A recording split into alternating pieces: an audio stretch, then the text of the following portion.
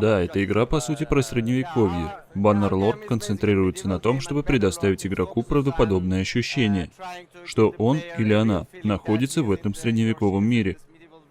И тут доступны все возможности для того, чтобы воздействовать на мир, чтобы иметь возможность управлять вещами и делать то, что необходимо, чтобы продвинуться в этом мире.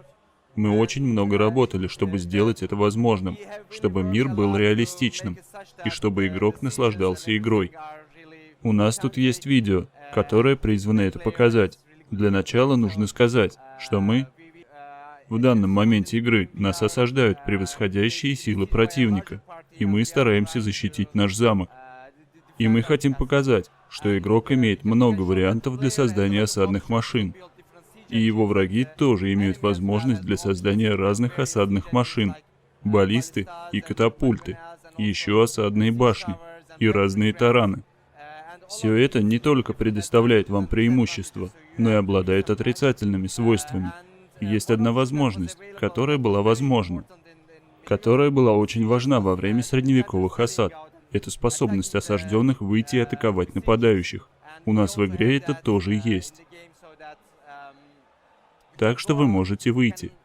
Можете попробовать найти осаждающих, уничтожить их осадные машины, чтобы выиграть для себя время. По сути, вы сейчас можете видеть, что противник уже начал стрелять по крепости. Вы можете видеть, что они уже построили тараны и осадные башни. Нападение уже неизбежно. И если вы хотите уменьшить угрозу для себя, вы можете попробовать выйти и постараться нанести осадным орудием урон, чтобы убедиться, что враги немного замедлились. Это у нас экран боя. Мы находимся внутри замка и видим, что враги уже построили свои осадные башни в отдалении, и у них есть тараны.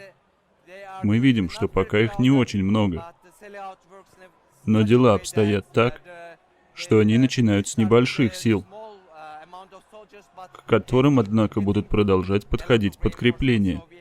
Так что у нас есть совсем небольшое временное окошко, когда мы можем выйти и напасть на них, и нанести некоторый урон. Вы видите, что мы можем распределять свои силы. То есть у нас есть очень сложная система приказов. Но еще мы всегда можем использовать АИ. Например, вы можете нажать «Авторасстановка», и этим займется АИ, чтобы мы могли сосредоточиться на действиях. Мы приказали кавалерии следовать за нами. Мы нападаем. Наш план — атаковать с помощью кавалерии, нанести как можно больше вреда врагу в максимально короткие сроки, чтобы успеть до того, как враги получат подкрепление. Таким образом, мы стараемся сохранить больше своих солдат для основной осады. Мы можем видеть, что наша кавалерия атакует таран и осадную башню. Мы потеряли лошадь. Это проблема, потому что есть враги. Враги нападают из своего лагеря. Скоро их будет тут очень много. Так что нам нужно быстро найти себе лошадь, потому что это место скоро будет кишеть неприятелем. О, да, у нас вроде есть лошадь. Осталось догнать. Хорошо. Мы нападаем, и да, наши войска уничтожили осадный таран. Мы можем оставаться здесь и стараться нанести больше урон. Но мы также очень быстро теряем бойцов. Так что хорошо будет теперь отступить. Так мы сохраним так много солдат, как можно. Теперь мы под защитой крепостных стен. Мы нанесли врагу некоторый урон.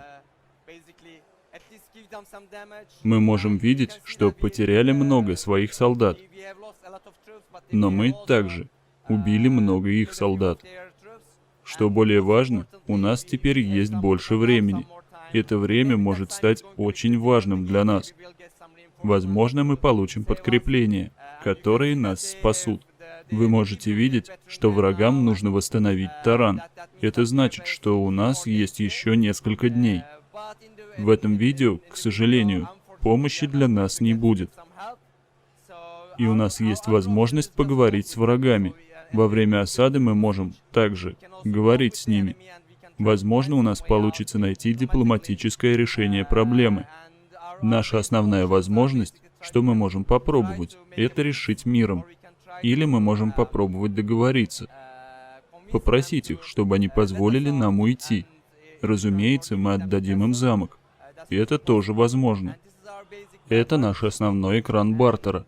Вы видите, что тут есть много вариантов. Это интересно. В Баннерлорде мы делаем много возможностей совершать дипломатические действия, даже не являясь королем. Это очень интересная система, которой мы гордимся.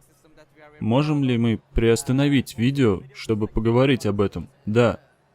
Основная идея в том, что мы можем, по сути, предложить противнику разные вещи от лица нашей фракции. Очень похоже на цивилизацию, как мне кажется. Можно предлагать деньги, товары, услуги. Да, основной экран обмена похож. Но кроме того, у нас есть система, которая позволяет нам действовать, несмотря на то, что мы не правители фракции. Так что у нас нет, по сути, возможности предлагать многие вещи, иначе король убьет нас. Но что у нас есть, это ограниченный показатель влияния. Влияние в фракции. И мы можем использовать этот показатель влияния. Скажем, если какая-то сделка соответствует по своему бюджету нашему влиянию, мы можем принять эту сделку. Это очень интересная система. Система, которая дает возможность совершать сделки. Размер возможностей расширяется по мере набора влияния и силы внутри фракции, даже когда над вами есть кто-то более главный. Хорошо, расскажите мне об этой сделке. Эта сделка подразумевает, что если вы предложите врагу принять город, то они согласятся заключить мир. Проблема в том, что у вас нет влияния, чтобы отдать им город. Если же у нас было бы достаточно влияния, мы смогли бы заключить этот договор. Однако для нас этот вариант недоступен. Все, что мы можем сейчас сделать, это просто ждать. Очень скоро они, вероятно, начнут ломать нам стены. Итак, что теперь? Но теперь, как вы можете видеть, мы все еще внутри крепости. Перед ней располагаются наши враги, которые теперь готовы атаковать. Вы можете видеть, что слева у них есть осадная башня. По центру расположен таран. Для нас это значит, что главный удар придется на центр и левую часть. Справа у них ничего нет, но они могут нападать оттуда, используя лестницы. В общем, нам нужно убедиться, что мы контролируем происходящее. Конечно, нужно защищать всю протяженность наших стен. Если они где-то прорвутся, то смогут начать теснить нас. Так что очень важно следить за всеми частями стены. Как говорилось, игрок может расставлять войска самостоятельно, но можно положиться на АИ и оставить формирование оборонительных порядков на его откуп. Важно понимать, что в этой игре мы управляем персонажем. То, что мы сейчас видим, это просто начальный экран размещения. Но как только начнется бой, мы станем персонажем. И все, что мы можем делать, это стараться быть максимально полезным. Принимать участие в сражении, использовать некоторые осадные устройства. Все предметы, которые вы видите, которые используют NPC, доступны и для игрока. Вы можете управлять баллистой, вы можете сражаться с врагами. Бой только что начался. Нам сейчас нужно сохранять спокойствие. Убедиться, что мы понимаем, что происходит. Смотреть на разные части поля боя. Вы можете видеть, что враги пробиваются справа. Кроме того, в то же самое время, они обстреливают камнями нашу крепость. Для начала нам нужно пойти направо, посмотреть, что там происходит, убедиться, что мы контролируем ситуацию. Да, враги стараются подняться по лестницам. Они будут устанавливать их, будут лезть по ним на стены. Но вы можете видеть, насколько это сложно, потому что наши лучники стреляют по ним сверху. Мы наносим врагам большой урон. Это очень отчаянный шаг, использование лестниц для штурма. Вероятно, это станет их последней попыткой, потому что их или застрелят, пока они карабкаются, или зарубят солдаты, когда они поднимутся выше. Мы можем видеть, что сейчас наши войска контролируют происходящее на этой части стены. Враги тут не пройдут. Так что неплохо будет подумать о прикрытии других сторон. По центру к нам приближается таран. Еще можно посмотреть налево и увидеть, что там тоже движется группа врагов. На самом таране мы тоже можем наблюдать следы разрушения. Доски наверху почти все сломаны. Через дыры можно видеть солдат, которые пытаются толкать орудия. Мы можем убивать их, и это будет замедлять движение тарана.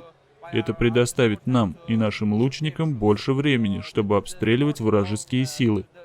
Так что чем сильнее мы их замедлим, тем для нас будет лучше. Осадная башня уже под нашей стеной.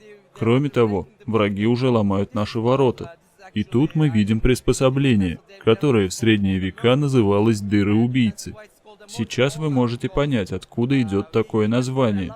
Мы можем нанести большой урон, просто находясь наверху и метая вниз камни, мгновенно поражая врагов, или опрокинуть туда горящее масло. В общем, мы пока отбиваемся. Мы нападаем на их силы, находящиеся на осадной башне. Мы стараемся ослабить их давление на этом участке стены.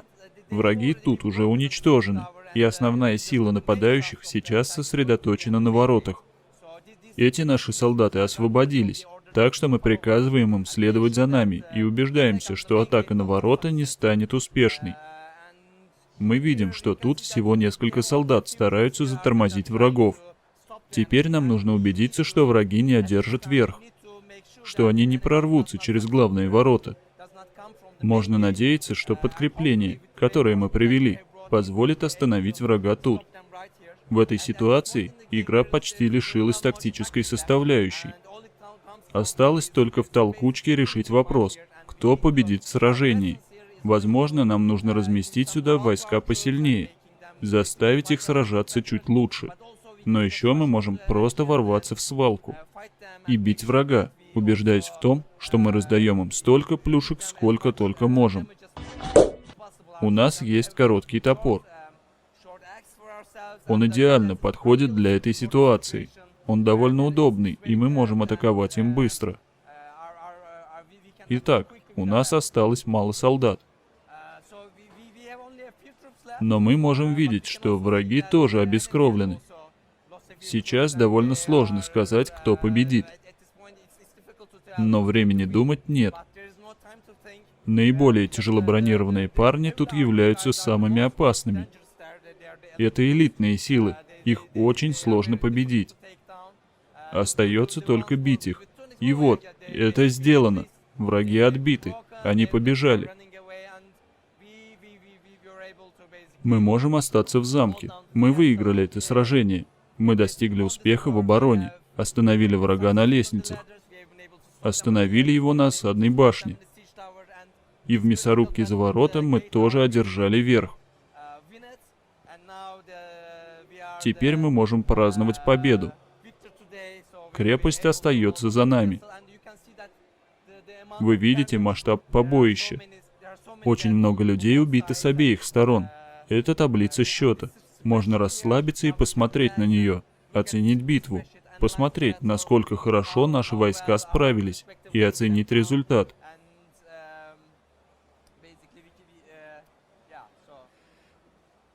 Окей, это был Mount & Blade Bannerlord, показанный на Gamescom 2016.